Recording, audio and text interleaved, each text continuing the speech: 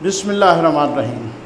جناب آج آپ کے ساتھ صرف ایک ہی واقعہ، ایک ہی سٹوری ڈسکس کرنی ہے، ایک ہی خبر، وہی جو سرگرم خبر ہے، وہی جو زبان زد عام ہے۔ جناب لاہور میں جو واقعہ ہوا، غالباً چاند رات کو یہ واقعہ ہوا، وہی عظمیٰ خان کے گھر پہ کچھ خواتین اور کوئی 15 مسلح افراد کے ساتھ، جیسے FIR میں بھی درج ہے جناب، یہ حملہ ہوا اور توڑ پھوڑ ہوئی۔ وہاں پہ عظمیٰ خان اور ان کی بہن ہما خان زخمی ہوئیں، وہ شیشے کی کرچیوں سے وغیرہ۔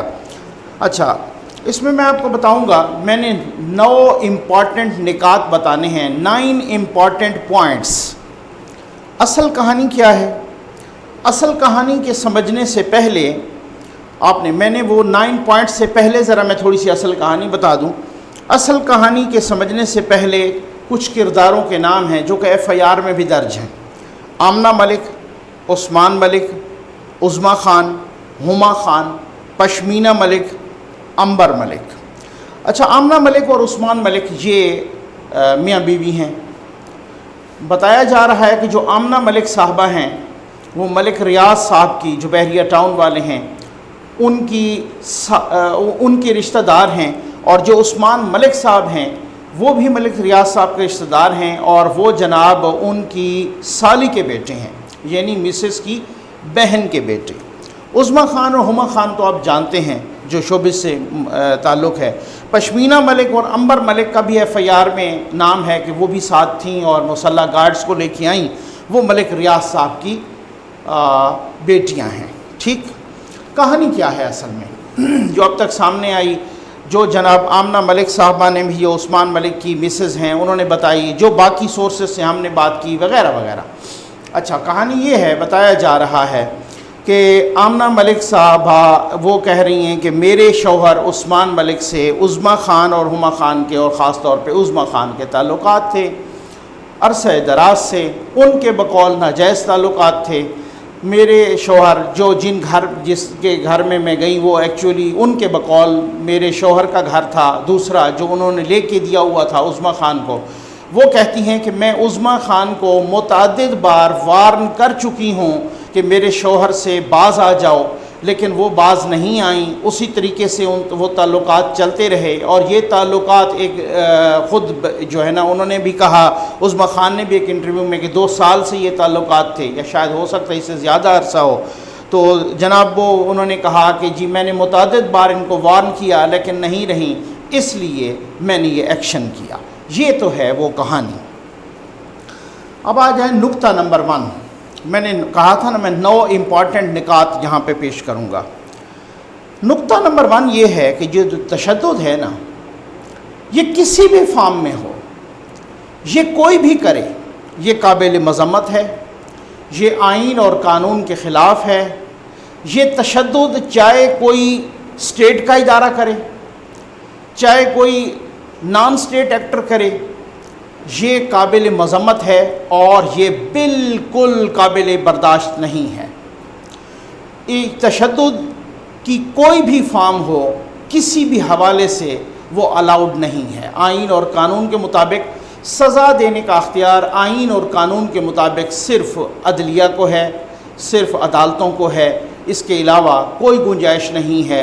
چاہے وہ بے شک پولیس ہو، کوئی اور ادارہ ہو، تشدد کرنے کا اختیار کسی کو نہیں ہے۔ ٹھیک، پہلی بات تو میں بالکل ہی کلیئر کر دوں کہ اگر کوئی ایسا معاملہ تھا، اس کو آئین اور قانون کے ذریعے، اس کو معاشرتی اقدار کے ذریعے، اس کو باقاعدہ کوئی FIR کروا کے، اس کو کوئی آئینی حساب سے اس کو حل کیا جاتا۔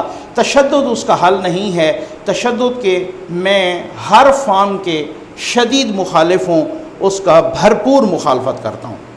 نقطہ نمبر 2، بھائی معاملہ اتنا سادہ نہیں ہے۔ یہ اگر ہم اس طرح سے کہیں نا کہ یک طرفہ ٹریفک چلائی جائے، یہ ایسا بھی نہیں ہے کہ آپ یک طرفہ ٹریفک چلا دیں۔ عظمیٰ خان بھی بالکل معصوم نہیں ہیں۔ جی ہاں، میں نے کہا نا، میں تمام نکات اس کے ڈسکس کروں گا۔ عظمیٰ خان معصوم نہیں ہیں، اور نہ ہی ان کو بالکل معصوم بنایا جانا چاہیے۔ ہماری سوسائٹی، وہ خود ایک انٹرویو میں مان چکی ہیں کہ میرے تعلقات عثمان ملک صاحب سے جو کہ آمنہ ملک کے شوہر ہیں، ان سے کوئی 2 سال سے میرے تعلقات ہیں۔ یہ کس قسم کے تعلقات ہیں؟ اگر یہ تعلقات کو نکاح والے تعلقات ہیں تو ان کو سامنے آنا چاہیے، اور اگر یہ تعلقات ناجائز تعلقات ہیں تو پھر یہ ہماری سوسائٹی میں، ہمارے معاشرے میں، ہمارے کلچر میں، ہمارے مذہب میں یہ معیوب سمجھا جاتا ہے، یہ کوئی اچھی بات نہیں ہے، یہ کوئی قابل فخر بات نہیں ہے۔ تو لہٰذا معاملہ اتنا بھی سادہ نہیں ہے کہ جی بالکل ہم 2 + 2 4 کر کے گزر جائیں، نہیں جناب، وہ بھی معصوم نہیں ہے۔ نقطہ نمبر 3، عثمان ملک صاحب اگر قصوروار عظمیٰ خان ہیں تو عثمان ملک صاحب بھی برابر کے قصور ہیں۔ شاید ہو سکتا ہے، میں سمجھتا ہوں یہ ان سے بڑے قصوروار ہیں، کیونکہ یہ شادی شدہ ہیں، ان کے اپنی مسز ہیں، ان کے بیٹا ہیں۔ اگر عثمان ملک صاحب آپ نے ان سے شادی کی ہوئی ہے، بالفرض میں سپوز کر رہا ہوں، تو آپ کو بوانگ دول اعلان کرنا چاہیے، اور اگر نہیں کی ہوئی تو پھر ایسے تعلقات معیوب ہیں، اور میں سمجھتا ہوں کہ یہ تعلقات آپ کے اس بگاڑ کا سبب بنے، یہ تعلقات اس ساری یہ جو کل واقعہ ہوا اس واقعے کا سبب بنے، یہ تعلقات آپ کے گھر کی بربادی کا سبب بنے، یہ تعلقات آپ کے وہ رشتہ دار جو ہیں ملک ریاض صاحب ان کی بدنامی کا سبب بنے، ان بہت ساری چیزوں کا سبب بنے۔ تو میں سمجھتا ہوں کہ آپ کی اور آمنہ ملک صاحبہ کو بھی یہی ہے کہ اگر وہ اپنے شوہر کے خلاف کچھ نہیں کر پائیں تو پھر وہ ان کے خلاف چڑھ دوڑیں، ان کو شوہر کو بھی اسی طریقے سے پھر کنٹرول کرنا چاہیے تھا۔ ان کو اگر وہ وارن کر رہی تھی عظمیٰ خان کو، تو اپنے شوہر کو بھی اپنے خاندان کے بڑوں کے ذریعے وارن کرواتی، خود وارن کیا ہوتا، اور اگر ان پہ وہ چڑھائی نہیں کر سکتی تھی تو پھر وہ چڑھائی پھر ادھر بھی نہیں ہونی چاہیے تھی۔ تو یہاں معصوم جو ہے نا، اور نیک پاک صاف شفاف آپ کے شوہر نامدار بھی نہیں ہیں۔ نقطہ نمبر 4، سوال یہ ہے کہ آمنہ ملک صاحبہ نے یہ طاقت کہاں سے ڈیرائیو کی؟ ان کی طاقت کا منبع کیا تھا؟ ظاہر ہے ان کے شوہر تو تھے وہیں پہ موجود ان کے بقول، تو پھر یہ طاقت کہاں سے آئی؟ پھر یہ 15 مسلح گارڈز کہاں سے آئے؟ یہ بتایا جائے کہ آپ کہہ رہے ہیں نا کہ یہ تو ملک ریاض صاحب کو بدنام کرنے کی سازش ہے، یہ 15 مسلح گارڈز ان کے ساتھ گئے، وہ کہاں سے آئے؟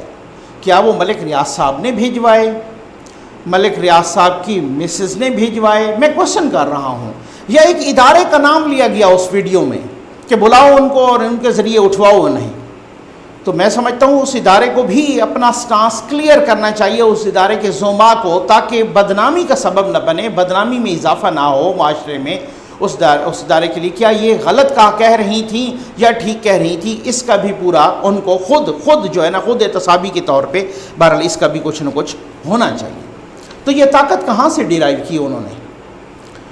نقطہ نمبر 5، آپ نے دیکھا نا FIR میں ڈیلے ہوا، سوشل میڈیا پہ ایک طوفان کھڑا ہو گیا، ٹھیکیدار کی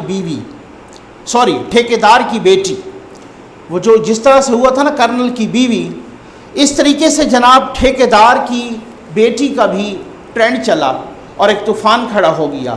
اس سے مجبور ہو کے، بلکہ ایک دفعہ تو وہ عظمیٰ خان نے یہاں تک بھی کیا کہ ان کے وہ حسان نیازی صاحب، وہ بھی ان کا بھی ایک پوری ہسٹری ہے، حسان نیازی صاحب ان کے وکیل ہیں، تو ان کے وکیل کو جناب اس تھانے پہ روک لیا گیا اور SP صاحب نے روکا ہے۔ بہرحال یہ تو ہمیں بھی پتہ ہے کہ FIR پہلے 3-4 گھنٹے یا 5 گھنٹے یا کچھ گھنٹوں کے لیے وہ ریلیکٹنٹ تھے، وہ درج نہیں ہو رہی تھی۔ ایسا کیوں ہے؟ کیا کسی پاورفل کے خلاف؟ کیونکہ FIR، اچھا پھر اس کے بعد جب وہ درج ہو گئی، FIR کاٹ لی گئی، تو پھر جناب آپ دیکھتے شہباز گل صاحب نے اپنے ٹویٹر پہ کریڈٹ لینے کی کوشش کی، شیریں مزاری صاحبہ نے اپنا کریڈٹ لینے کی کوشش کی، DIG صاحب نے کریڈٹ لینے کی کوشش کی۔ وہ ایسے بھائی FIR کا اندراج ہر شہری کا فنڈامنٹل رائٹ ہے، ہر شہری کا بنیادی حق ہے۔ FIR درج ہونی چاہیے، جھوٹی نہیں ہونی چاہیے۔ خیر جھوٹی اور سچی کا فیصلہ بعد میں بھی ہو جاتا ہے، لیکن FIR کا اندراج ہر شہری کا بنیادی حق ہے. آپ نے تو ایسے ٹویٹر پہ اپنے ٹویٹس میں ان کو ایف آئی آر کو ٹیگ کر کے اور جناب ٹویٹ کیے جیسے ایف آئی آر درج کر کے ایک پاورفل کے خلاف آپ نے قوم پر احسان عظیم کر دیا. یہاں تو کس کو نہیں پتا کہ پورے سال تک ایف آئی آر درج نہیں ہوتی. یہاں تو کس کو نہیں پتا کہ بے گناہوں کے خلاف ایف آئی آر نامعلوم افراد کے کہنے پر درج ہو جاتی ہیں. یہاں تو کس کو نہیں پتا. آپ کو نہیں معلوم کہ کچھ عرصہ پہلے ایک مرغی چور جو سال سے زیادہ اس کی ضمانت ایک سے دوسرے سے ہائی کورٹ سے سپریم کورٹ تک آ گئی, سال سے زیادہ وہ مرغی چور جناب رہا اور اس کی ضمانت تک نہیں ہو رہی تھی. یہ انصاف کا یہ عالم ہے. آپ کو نہیں پتا کہ وہ آپ بھول گئے وہ 2 بھائی تھے غالباً یا 2 لوگ تھے کہ جن کو سپریم کورٹ نے جب بری کیا کہ جناب یہ تو بری ہو گئے ہیں, یہ تو قتل کے مقدمے میں یعنی باعزت طور پہ بری ہوئے. بری ہونے کے بعد ملک کی سب سے بڑی عدالت نے ان کو بری کیا. بری ہونے کے بعد پتہ چلا کہ وہ تو آلریڈی تختہ دار پہ چڑھ چکے ہیں. یہ ہمارے ملک میں انصاف کا عالم ہے. نقطہ نمبر 6, نیشنل میڈیا خاموش تھا. کیوں؟ بڑا سورما میڈیا, بڑا بہادر میڈیا, اپنے سینے پر بہادری کے تمغے سجانے والا میڈیا, وہ کیوں خاموش تھا؟ گزشتہ دنوں آپ نے دیکھا ایک خاتون جو کہ ہائی وے پہ غالباً کے پی کے میں خیبر پختونخوا میں, وہاں پہ ایک خاتون جو خود کہہ رہی تھیں کہ جا کے بتا دو میں کرنل کی بیوی ہوں. ہمارا میڈیا چلا رہا ہے, خاتون بتا رہی ہیں کہ وہ اپنے آپ کو ایک بااثر شخصیت کی بیوی بتا رہی ہیں. میں قربان جاؤں, جب نام ہی لکھنے کی ہمت نہیں ہے وہ خود کہہ رہی ہیں میں کرنل کی بیوی ہوں اور یہ بتا رہے ہیں میں بااثر شخصیت کی. کل بھی یہی دیکھا ہر بندہ لکھ رہا ہے, ہر میڈیا سوائے کوئی چند چھوٹے میڈیا ہاؤسز کے, باقی انہیں سب نے, سوشل میڈیا نے تو سب نے لکھا, باقی تمام لکھ رہے ہیں جناب بااثر شخصیت. ٹھیک ہے نا؟ یعنی آپ اندازہ کریں کہ ہم ان کا طاقتوروں کا محاسبہ کیسے کریں گے, سزا کیسے دیں گے. یہ تو خواب ہی ہے, ہم تو نام لینے کی جرت نہیں ہے ہم میں. یہ تو حالات ہیں, یہ حالت ہے. یعنی کچھ اخبارات کا لوگوں نے باقاعدہ جو ہے نا وہ اس کے ساتھ پکچر دی اس کی, یعنی کہ جب وہ کھولا ایک دفعہ نیوز آئی اور جب وہ کھولا تو پھر انہوں نے اپنے وہ اس سے ہٹا دی نیوز, اس کی باقاعدہ انہوں نے پکچر فارم میں اٹیچ کی. بعد میں خیر میں نے جب کھولا تو وہ انہوں نے دوبارہ لگا دی تھی کیونکہ کرٹیسزم بہت زیادہ ہوا. تو اب آپ اندازہ کریں کہ جب ہم نام لینے کی سکت نہیں رکھتے تو ہم پھر سزا دینے کی یا ان کا احتساب یا ان کو آئین اور قانون کے دائرے میں لانے کی کیا, یا تو یہ ہو نا کہ آپ نام سب کا نہ لیں. یہاں تو حالت یہ ہے کہ ایک 3 دفعہ کا الیکٹڈ پرائم منسٹر, اس کو چور, سسیلین مافیا, ڈاکو, فلاں, یہ وہ اور مجرم, اور جس طرح یعنی جیسے یوں سمجھ لیں کہ مجرم لکھنا اس کے نام کے ساتھ فرض ہو گیا ہو میڈیا کے لیے. او بھائی لکھو, لیکن یہاں بھی ذرا ہمت دکھاؤ نا. یہاں نام لو, بااثر شخصیت کہہ کے آپ پتلی گلی سے نکل جاتے ہو. یہ بڑا ایک المیہ ہے. نقطہ نمبر 7, میں حیران ہوں ملک صاحب کے پاس, ملک ریاض صاحب کے پاس, ویسے اچھی بات ہے ان کے بہت سارے اور سوشل ورک بھی بہت سارے ہیں, بہت سارے چیریٹی کے بھی ورک ہیں, لیکن میں ویسے جو ہے نا بڑی خوشگوار حیرت ہے مجھے کہ ان کے پاس کوئی ایسی گیدڑ سنگھی ہے کہ سب کے سب ایک پیج پہ آ جاتے ہیں ان کے معاملے میں, چاہے وہ مسلم لیگ نون ہو, چاہے وہ پیپلز پارٹی ہو, چاہے وہ پی ٹی آئی ہو, چاہے وہ میڈیا ہو, چاہے وہ ادارے ہوں, چاہے وہ ججز یا جنرلز ہوں, سب کے سب جناب ایک ہی پیج پہ. ماشاءاللہ, یعنی یہ کوئی ایسے دم, یعنی کہ اب آپ اندازہ کریں نا کہ دوسرے معاملات ہوں, دوسرے معاملات تو وہ ایک پیج پہ نہیں آتے. عوام کی خاطر کو لیجسلیشن کرنی ہو, ایک ادھر بھاگتا ہے, ایک ادھر بھاگتا ہے, ایک ادھر واک آؤٹ کر جاتا ہے, ایک ادھر واک آؤٹ کر جاتا ہے. لیکن یہاں پر جہاں پہ ملک صاحب کا معاملہ ہو, سارے کے سارے یوں سر جھکا کے کھڑے ہوتے ہیں. آپ نے دیکھا کسی بڑے قانون لیگ میں سے کسی زوما کا کوئی ٹویٹ، کوئی سیکنڈ تھرڈ ٹیئر والے کا آیا ہو تو مجھے نہیں پتہ، میں دیکھتا تو رہا ہوں لیکن معاف کیجئے گا، کہ کسی پیپلز پارٹی کا، کسی کا جو ہے نا پی ٹی آئی کا، پرائم منسٹر صاحب کا، عثمان بزدار صاحب کا، کسی کا کوئی ٹویٹ آیا ہو اس کی مذمت میں، یا کوئی اس طریقے سے کہ جی اس میں کوئی دیکھا آپ نے؟ جب ایف آئی آر کٹی تو وہ کریڈٹ لینے کے لیے سب کا آ گیا. بہرحال یہ ایک ہی پیج پہ، تو میں سمجھتا ہوں کیا بات ہے، یہ کیسا زبردست قسم کا وہ ہے کہ کیسے یہ ایک ہی پیج پہ آ جاتے ہیں جناب. اور اس کے بعد میں سمجھتا ہوں اب آ جائیں، میں ایک نقطہ نمبر 8 سے پہلے ایک بڑا دلچسپ واقعہ سنانا چاہتا ہوں. اور وہ واقعہ مجھے یاد آ گیا، ایک گورنمنٹ آفیشل نے، بلکہ گورنمنٹ کے ایک آفیسر نے مجھے بتایا، کسی ڈپارٹمنٹ کے، میں نام نہیں لینا چاہتا، ایون ڈپارٹمنٹ کا بھی نام نہیں لینا چاہتا ہوں، انہوں نے مجھے بتایا کہ جناب کہ ایک یہاں پر یوں ایک جو ہے نا ہمیں پتہ چلا کہ بحریہ ٹاؤن والوں نے سرکاری زمینوں پہ قبضہ کیا ہوا ہے. تو ہم جناب پورے کو 1 درجن لوگ، خود کچھ اس میں آفیسرز بھی تھے اور باقی بھی لوگ تھے، تو خود وہاں پہ چلے گئے اور وہاں پہ ان کے وہ بلڈوزرز وغیرہ، ٹریکٹرز وغیرہ، وہ سارے وہ لگے ہوئے تھے زمین کو ہموار کرنے کے لیے، پلاٹنگ وغیرہ کرنے کے لیے. تو ہم نے جا کے وہاں کی کہا کہ بھائی آپ تو یہ غلط کر رہے ہو، یہ تو غلط کام ہے، یہ تو سرکاری زمین ہے، آپ اس کو کس طریقے سے ہتھیار رہے ہو، کس نے اجازت دی ہے؟ تو انہوں نے وہ جس طرح سے طریقہ کار نے کہا جاؤ اپنا کام کرو. تو انہوں نے کہا بھائی نہیں، ہم کام کیسے کریں گے؟ تو وہ ہم نے جب ریزسٹ کرنے کی کوشش کی تو انہوں نے پیچھے رابطہ کیا، ان کے بندے آ گئے، انہوں نے جو سرکاری افسران اور باقی لوگ جو تھے، انہوں نے کہا جی کان پکڑو ادھر ہی. انہوں نے سب کو ادھر کان پکڑوائے، جی یہ بالکل اسی طرح ہے. میں آپ کو بتا دوں، شاید غالباً میں پہلے بھی اس کا ذکر کر چکا ہوں. وہ کہتا ہے ہم نے رابطہ کیا اپنا، پیچھے فون ہمارے پاس تھے، تو ہم نے کہا جی یہ تو اس طرح سے معاملہ ہے تو کیا ہے؟ تو ہمیں پیچھے سے اوپر سے آرڈر آئے، انہوں نے کہا جی واپس آ جاؤ. ٹھیک ہے نا جی، یہ ہے عزت. ٹھیک، چلیں آگے بڑھتے ہیں. نقطہ نمبر 8، ہوگا کیا؟ اب اس کے بعد ایف آئی آر تو کٹ گئی، لیکن کیا ہوگا؟ سمپل از دیٹ، کچھ بھی نہیں ہوگا. جی ہاں، ثانیہ سہوال کا کچھ ہوا. خود جو پرائم منسٹر نے کہا تھا کہ میں فلاں جگہ، پتہ نہیں باہر کہیں جا رہے تھے ٹور پہ، سرکاری وزٹ پہ، تو وہ کہہ رہے تھے کہ جی سر میں اس وزٹ سے واپس جب آؤں گا تو پھر اس کے بعد جو ہے نا میں اس کا پورا انصاف، اور وہ ٹویٹ موجود ہے، ٹھیک ہے نا، ان کا ٹویٹ موجود ہے. کچھ ہوا؟ یعنی معصوم بچوں کے سامنے ان کے والدین کو، ان کی بہن کو بھون دیا گیا. لیکن آپ خود بتائیں اس کے بعد کچھ ہوا؟ باعزت بری. ٹھیک ہے نا، ماشاء اللہ. یہ کچھ بھی نہیں ہونا.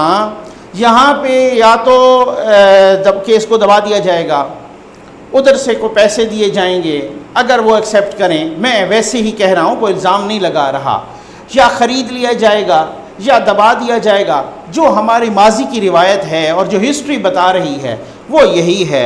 اور آرام سے جناب ملک و قوم کے وسیع تر مفاد کی خاطر اس کو بھی معاملے کو رفع دفع کیا جائے گا. آخری نقطہ نمبر 9، مایوسی جنم لے رہی ہے. یہ مایوسی جنم نہیں لے رہی، بلکہ مایوسی اب یقین میں بدل چکی ہے. کون سی مایوسی؟ عوام میں مایوسی جنم لے رہی ہے کہ طاقتور کے خلاف کوئی کچھ نہیں کر سکتا. طاقتور اپنے بھاری پاؤں تلے آئین، قانون کو، رولز کو رونتا ہوا چلا جاتا ہے. جس معاشرے میں یہ احساس شدت کے ساتھ سرایت کر جائے، اس معاشرے کا اللہ ہی حافظ ہے. اللہ تعالیٰ پاکستان کی حفاظت کرے. امید ہے آپ کو ویڈیو پسند آئی ہوگی. آپ کا بہت بہت شکریہ.